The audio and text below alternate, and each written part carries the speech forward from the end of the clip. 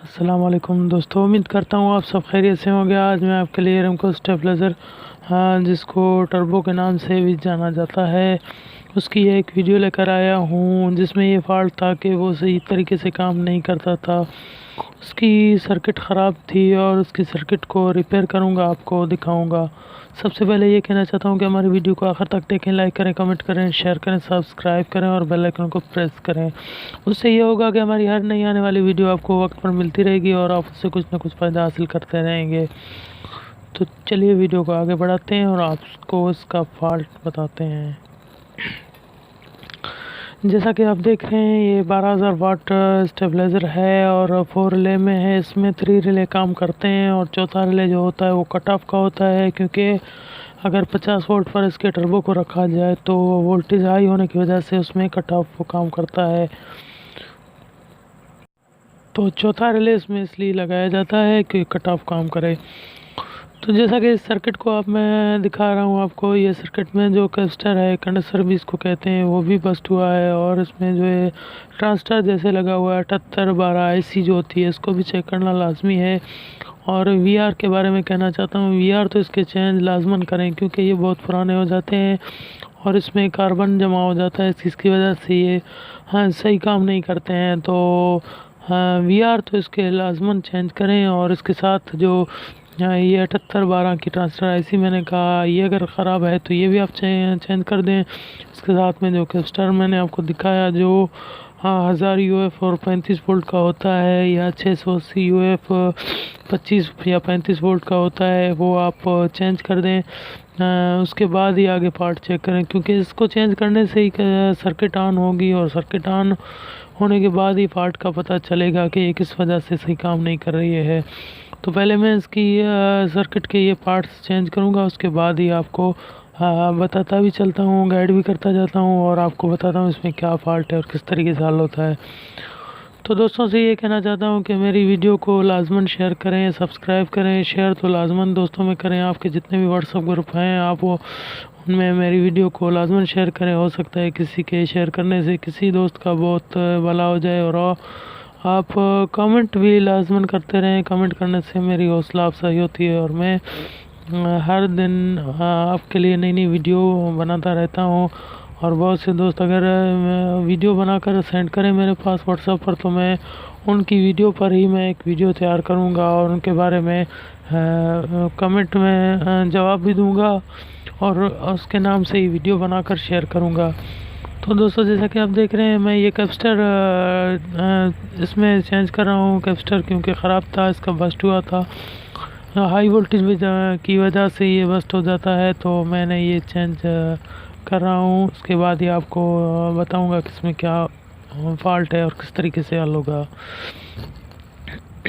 तो जैसा कि मेरे बहुत से दोस्त हैं वो स्टेबलाइज़रों के बारे में सवाल करते रहते हैं, लेकिन टर्बो के बारे में किसी ने मुझसे सवाल नहीं किया। लेकिन हाँ, मैंने सोचा कि इसके बारे में वीडियो बनाना बहुत ही लाजमी था, क्योंकि मेरे पास ये वैसे भी रिपेयर के लिए आया था, तो मैंने सोचा इसके बारे में वीडियो बनाता चलूँ।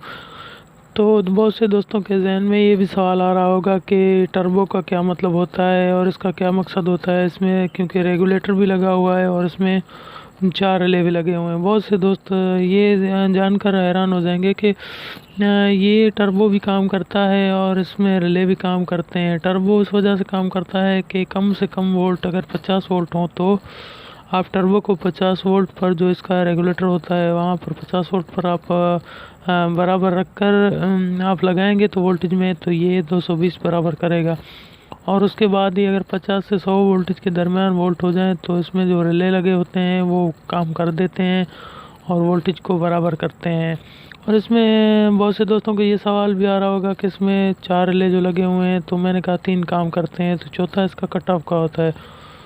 तो कट ऑफ से मुराद ये है कि अगर 50 वोल्ट पर होंगे और वोल्ट अगर ज़्यादा हो गए, 100 से ज़्यादा बढ़ गए, तो इसका आउटपुट भी लाजमन बढ़ जाएगा, क्योंकि वो कम से कम वोल्ट पर रखा हुआ होगा।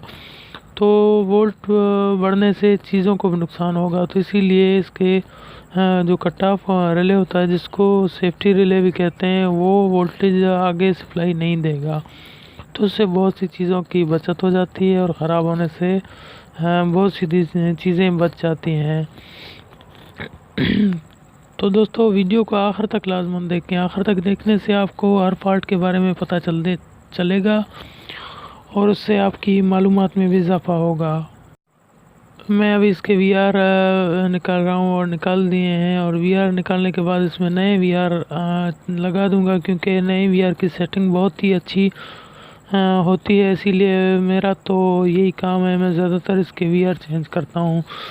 क्योंकि अगर इसमें थोड़ा भी कार्बन आ गया, और वो पुराने होने की वजह से कार्बन होता है इसमें, और वो अगर मैं एक मरतबा इसकी सेटिंग दूंगा तो लेकिन ये वो हो सकता है घंटे में उसकी सेटिंग आउट हो जाए खुद ब खुद, क्योंकि इसमें कार्बन की एक लकीर होती है, जो लकीर बिल्कुल पुरानी हो जाती है, नमी की वजह से ख़राब हो जाती है। तो इसका वाहिद और बेहतरीन हल यही है कि आप इसको चेंज कर दें। तो चेंज करने से मतलब ये है कि आप जो चारों वीआर हैं चारों को ही चेंज करें। ये नहीं है कि एक करें दूसरे बोले काम कर रहा है लेकिन वो सही काम नहीं करेगा, क्योंकि अगर लगते हैं तो चारों साथ में ही लगते हैं, इस्तेमाल होते हैं तो चारों साथ में ही इस्तेमाल होते हैं, और अगर नमी लगती है तो चारों को साथ में ही लगती है। तो उसको चेंज करना लाजमी है।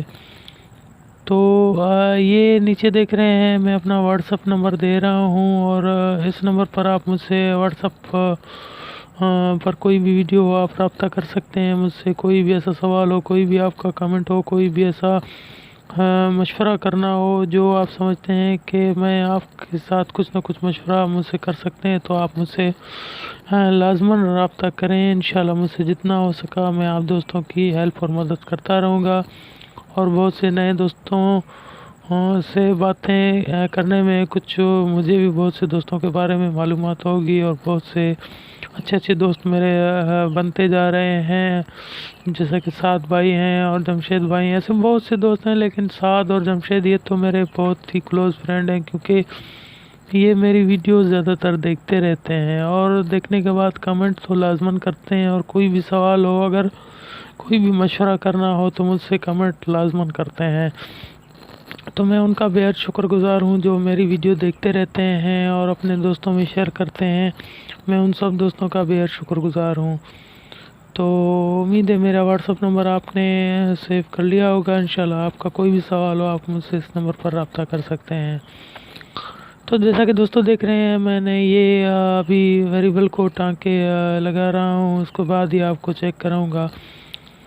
इंशाल्लाह फ़ॉल्ट यही था दोस्तों, इसमें और कोई भी फ़ॉल्ट नहीं था, क्योंकि इसके वीआर काम नहीं कर रहे थे। वीआर तकरीबन नमी की वजह से ख़राब होते हैं। उसके बाद ही मैं इसकी सेटिंग करूँगा, और सेटिंग के बारे में मैंने पहले भी बहुत सी ऐसी वीडियो बनाई हुई हैं जो दोस्तों ने बहुत से देखी हुई हैं, और अगर किसी दोस्त ने नहीं देखी तो सेटिंग के बारे में बहुत सी वीडियो मेरे चैनल में अपलोड की हुई हैं, आप वो देख सकते हैं।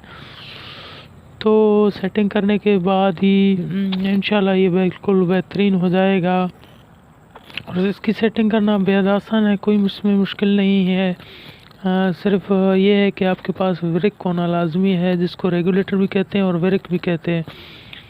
विरिक की मदद से आप इसको कम से कम 5 से 10 वोल्ट से आप स्टार्ट कर सकते हैं, या 100 वोल्ट से आप स्टार्ट कर सकते हैं, और ज़्यादा से ज़्यादा 270 और 280 तक इसको विरिक की मदद से वोल्ट देकर चेक कर सकते हैं कि ये कम से कम और ज़्यादा से ज़्यादा कितने वोल्ट पर ये काम करता है। तो विरिक का मकसद यही होता है, और विरिक लाजमन अपने पास रखें, क्योंकि इसके बगैर इसकी सेटिंग कभी भी सही नहीं होती है। बहुत से दोस्तों ने मुझसे ये सवाल किया था कि इसकी सेटिंग सीरियस जो है 100 वोल्ट वाला या 200 वोल्ट वाला जो सीरियस लैंप होता है उस पर इसकी सेटिंग हो सकती है, लेकिन मैंने यही कहा था कि इसकी सेटिंग एक ही रिले की कम से कम हो सकती है जो सीरियस पर काम करता है। बकाया कम वोल्टेज पर ही आप उसको सेट कर सकते हैं, और इस तरीके से सेट नहीं होगा। और बहुत से दोस्तों ने मुझसे ये कहा था कि जैसे फ़ैन का रेगुलेटर है, जो सीलिंग फ़ैन का रेगुलेटर है, उससे भी ये काम हो सकता है। तो मैंने पहले भी बहुत से दोस्तों को ये कहा था कि फ़ैन का रेगुलेटर जो है कम से कम 32 से 34 नंबर गेज तार के हिसाब से काम करता है। अगर क्योंकि स्टेबलाइज़र में इसमें 18 नंबर, 12 नंबर, 11 नंबर तार होती है, तो इस पर वो काम नहीं करेगा, 1 सेकंड में ही जल जाएगा। तो दोस्तों इसकी सेटिंग मैंने कर ली है, बहुत ही अच्छे तरीके से काम कर रहा है। और आप भी इसी तरीके से इसको रिपेयर कर सकते हैं। फ़ॉल्ट इसमें यही था, पेपर कंडेंसर जो था वो भी मैंने चेंज किया, और 7812 की ट्रांजिस्टर ऐसी मैंने चेक की, वो बिल्कुल ठीक थी, मैंने वो नहीं निकाली, और इसका टांका जो ख़राब था मैंने वो लगा दिया।